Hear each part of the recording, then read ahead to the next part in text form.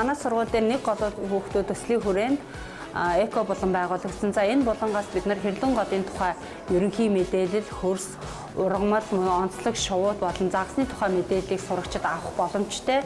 За энэ болонгоо хийхдээ бид нар гарын доорх материал ашиглаад технологийн багш нар маань энэ Хэрлэн голын ихээс адаг хүртэлх макетыг хийж тогтжуулсан.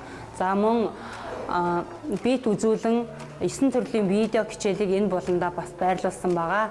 За мөн Хэрлэн голын хөрсний онцлог болох шаварлаг хөлс, элс, хайрганы дээжээс авч энэ болондоо байрлуулсан. За энэ болонг байгуулахад байгалийн ухааны мэрэгжлийн хөгжлийн бүлгийн багш нар хамтарч ажилласан эко клубын сурагчид маань дэмжлэг үзүүлж эко болонгоо тайлбарлах хөтөл сурагчийг бид нар бэлтгэсэн байгаа.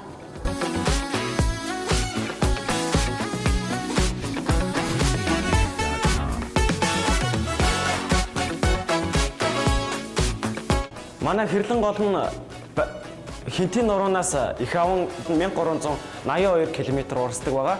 Монгол улсад харин 1162 км урсна. Манай Хэрлэн голыг хамгаалдаг, судалдаг байгууллага гэж үүдэг. Энэхүү байгууллага нь 2012 оноос үйл ажиллагаа явуулж байгаа бөгөөд сүүлд Хинтийн аймгийн Чингис хотод 2015 оноос хойш үйл ажиллагаагаа явуулдаг болсон байгаа.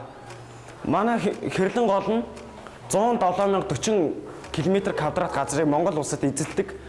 Харин ингэхдээ хөрсний температур нь болохоор хасах 3.1-ээс 0.6-гийн хооронд хэлбэлзэн. Энэ газрын гадарга дээшлэх тусам хөрсний температур сэрүүсдэг гэдгийг хэлж байгаамаа.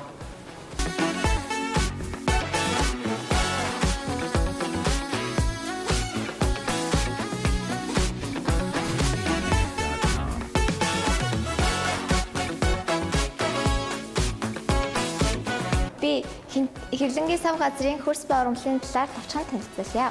Хэрлэнгийн сав газрын уур амьсгал нь олон төрөл зүйлд хуваагдаж байдаг бөгөөд нийт хөрсний 22 зүйл байгаагаас уулын хөрс 70, тал газрын газар болон уус харандын хөрс 15 байгаа гэсэн мэдээлэл байдаг. Сав газрын дэсвэр нутгийн ихэнх талбайд хүрэн болон цайвар хүрэн гэсэн хөрс захилж байдаг бөгөөд цайвар хүрэн хөрсөнд сулвтар хүчлэг бөгөөд хөрсний pH дээд давхаргаас доошлох тутам ихсэх хандлагатай байдаг. Сав газрын ихэнх хэсэгт хөрсний минерал давсны хэмжээ төдийлөн их биш буюу тэг зууны 2%-аас хэтрэхгүй хэмжээтэй байдаг. Хөрөө хөрсөнд дагуулгадах ялцамжлын хэмжээ 2.5-аас 3.5-ын хооронд хэлбэлзэж байдгаас үсгэд хөдөө аж ахуйн хэлбэрт нэлээд тархимжтай байх боломжтой юм а. Хэрлэн голын сав газарт механик бүтцийн хувьд дунд зэрэг болон хөвгөвтөр шавтанцар эсрэх хөрс бага биш талбай ихэнх талбайг эзэлдэг. Хэрлэн голын сав газрын бэлчээр болон хадлангийн нэлээд хувь буюу 50-аас 70%-ийг өйтөө ургамал эзэлдэг бөгөөд үүнд бидний мэдэх сүд өвсвөртөл багтдаг юм а. Хэрлэн голын сав газрын адаг хэсэгт зөвхөн Хэрлэн голынхаа голдрол татмын нугад бургасан ой байдаг бөгөөд энэ бургасан ой нь газрын доорх усны нөөцийн ургамлыг алдлыг багасгах, хөрсийг бэхжүүлэх, ялангуяа экосистемийн дотортой байдлыг хангахад нэг чухал ач холбогдол өгдөг юм аа.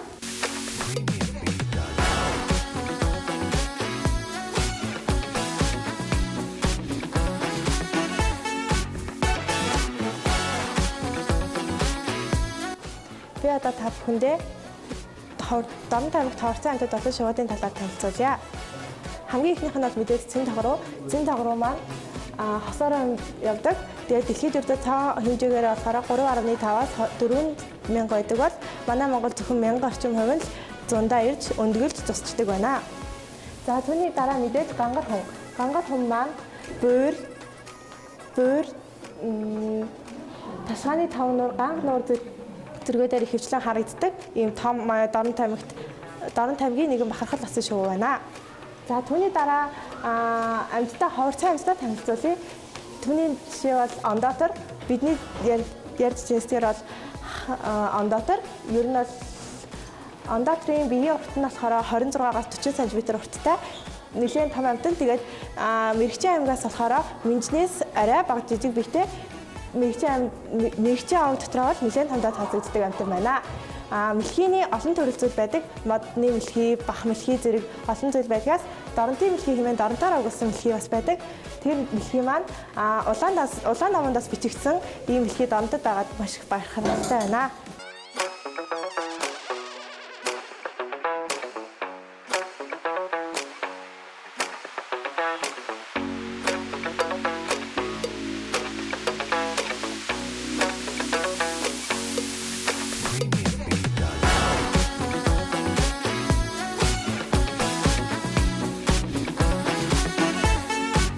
Би та бүхэндээ Хилэн голын сав газар тархан амьдардаг загснуудын талаар товчхон танилцуулъя.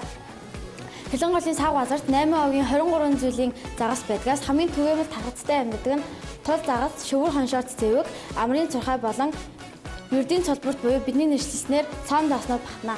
Заснуудаас товчхон танилцуулбал Монгол орны хамгийн том загас буюу тул загас нь хэмжээгээр 1.8 м, жинэн 45 кг байна. Тул загас нь 50 орчим жил амьдардаг. Залуу тул загасны хувьд элдвэр сэрэг нуруугүйтэй амьтаар хооллож байгаад 4 наснаасаа махан эчин шилжин загас жижиг хөвгтөн амьтан болон шувууны ангаахаа барьж иддэг юм. Дончууд бидний хамгийн сайн мэддэг ердийн цолборт буюу сом загасны хувьд 1 м урттай 8 кг жинтэй байдаг. Ихэвчлэн агнуурын ач холбогдол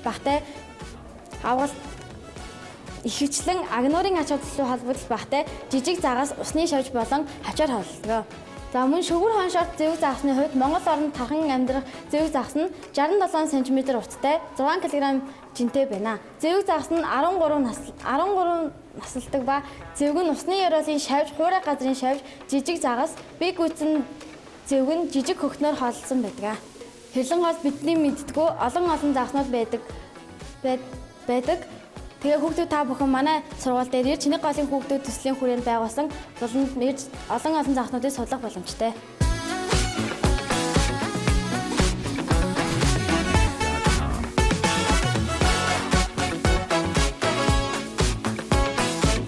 Бид нар Нэг голын хүүхдүүд төслийнхээ хүрээнд Хэрлэн голынхоо талаарх ан амьтан болон хөрс ургамлын талаар маш их мэдээлэлтэй боллоо. Та бүхэн манай сургууль дээр энэхүү Нэг голын хүүхэд болонтой маань ирж танилцаарай.